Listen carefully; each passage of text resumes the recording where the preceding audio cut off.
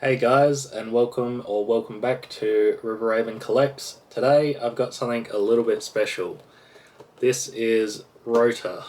So he is he was released June 1997. So yeah, this is the oldest figure to date that I've unboxed on this channel.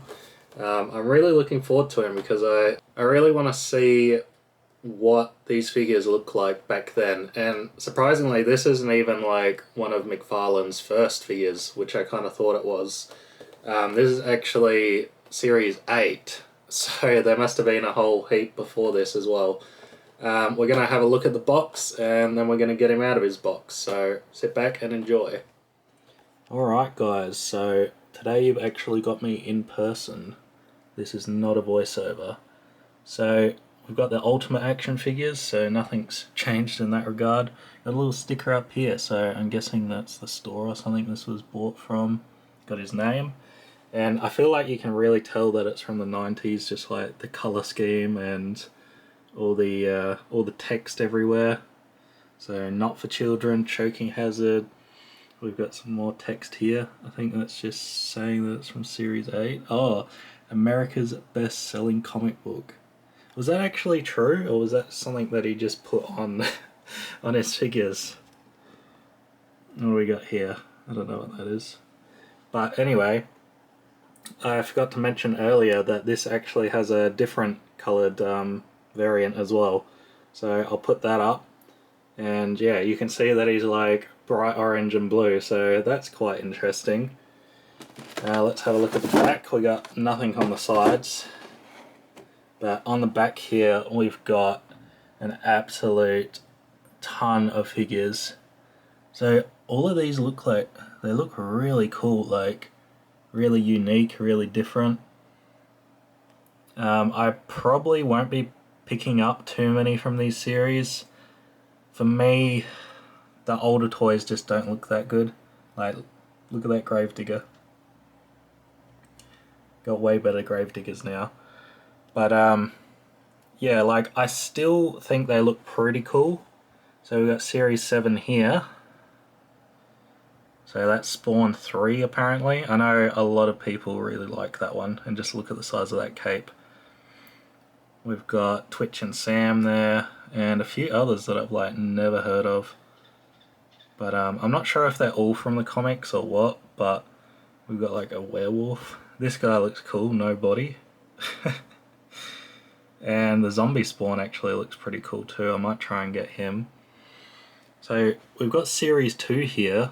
So I'm not sure like how it all works, because these don't look like they're from Spawn. So maybe they're just made up characters. We've got Brain Drain here, classic name, and Poacher. He actually looks sick. I think they re-released him. He's definitely one I'm on the lookout for. Got some instructions here, so how to put on his propellers, and his backpack actually spins, I think, so that's cool. We've also got Series 1, so I don't know if this is like actually the first series that McFarlane released. We've got, sorry about the picture here, but yeah, it's not that great on the box, so I don't think it's going to be any better on the camera. But we've got Dracula here. Now, if I can find that is something I'll definitely pick up. We've got the Hunchback playset, that looks awesome as well. And then we've got these two. These two I'm not as interested in. They're just like, man, these do look really cool, like really cool ideas. We've got a werewolf who like looks like he can tear apart that dude, that's pretty cool. And yeah, that's basically it. We've got a bunch of, copyright stuff here, and a little information card to, cut out. Okay. So, Rotarr. An ambitious alien from a distant galaxy, Rotarr crash-landed his ship on Earth in the early 1940s. Man, this guy's old. Though most of his equipment was destroyed, Rotarr salvaged his gun and his high-powered helicopter backpack. His gun fires blasts of stunning energy, mobilizing his enemies, allowing him to start up his helicopter for a quick escape. Searching the Earth for new technology, Rotarr strives to one day return to his native planet. Wow, that's something... Well, actually, I don't know if they still do it today, but... Yeah, man, that is actually really cool. I really like that they've done that. But anyway, alright, that's the box. So let's get him out of his box and check him out. So I kind of skipped over this guy before, but I thought he was an honourable mention. Cornboy. What a name, hey? Alright guys, so let's get him out of his box here. So no clamshell, super cool. He's just got, I don't know what they call it when it's like this, but yeah, you just rip the cardboard off and you got him. So much easier. But yeah, we've got one zip tie, so that's kind of cool. I guess after this one they must have started putting more zip ties on. I don't know when it became a thing to like start covering them in zip ties, but yeah, anyway. If we can get him out here, I'll show you guys. So yeah, we've got him, and for a really old figure, like, he still looks pretty decent in my eyes. You can see that some of the details are like very painted on, but that's alright. So this is the stuff that he comes with. So we've got his Rotarr that goes on his backpack. And we've got these. I didn't realise these were a thing, and they're not actually on the pictures of Rotarr, but they're just like little arm clip-on things. They don't really do anything, so yeah, you could just leave them off if you don't like them, but yeah, that was kind of interesting. And then of course we've got his gun. So his gun is like absolutely massive, but you know, I enjoy when they do like unique things like this, and yeah, it's pretty cool. So we're gonna check out the articulation. So shoulder joints up and down, that's it. There's a little bit in the backpack and a little bit in his head here, as well as the legs. Up and down, that's it. No other joints. I think his tail's got one of those wires through it, so yeah, it's alright. You can't do too much with it. There's a little bit in the arms so you can twist them around, but that's really about it. For an old figure, I feel like it's still really good, but if you play around with it a lot, I think it'll probably wear out, just from the feel of it. So he's actually got articulation in his hands, which is quite a nice touch. This one does not want to open though. But that was nice. Like, you don't really see that much articulation in the hands in any toys or any figures. Hold on, let me do that off camera. So there we go, we got his hand open now. The unfortunate thing about having hand articulation is it really needs to be strong enough to hold things, and this gun is absolutely massive, so it's a little bit of a struggle. Obviously he doesn't want to stand up holding that gun either, so yeah, I mean, it's fine. The rotor's really easy, so the way that it's designed is that it's like a bit loose, so it just slots in there. It's not going to fall out, but it can still spin around, so I thought that was really nice.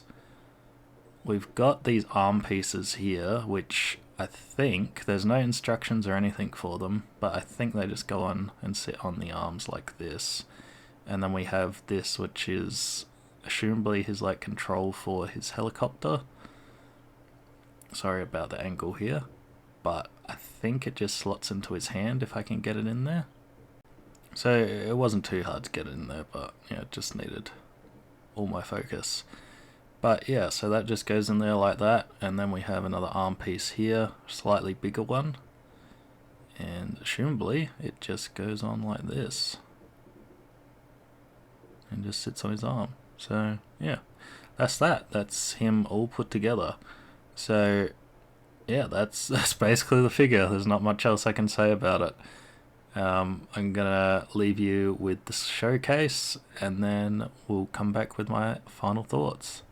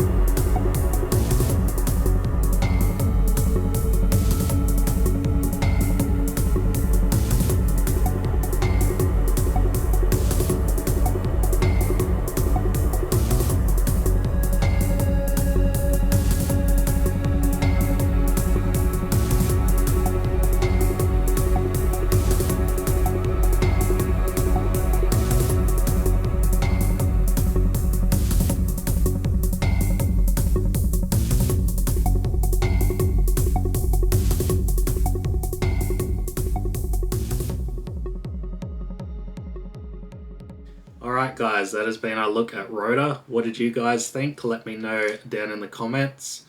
And give this video a like. That would really help it out, help me out, and I would appreciate it.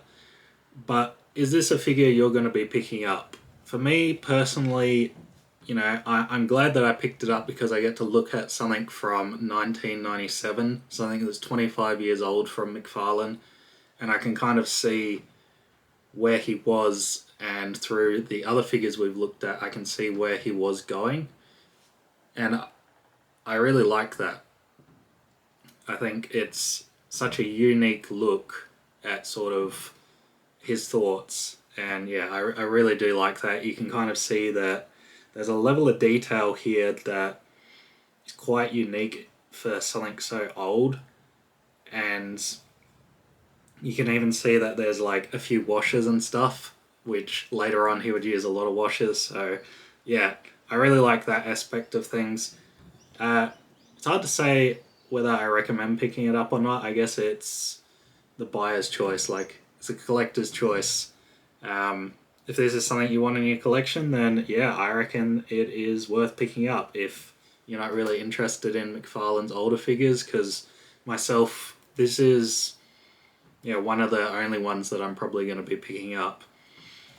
But yeah, anyway, I hope you've enjoyed this video. I hope it's been an insight to something that's quite a bit older to the other Spawn figures we've been looking at. So yeah, leave me a like. If you've enjoyed this, please subscribe. I'd really appreciate that. And I'll see you guys on the next one.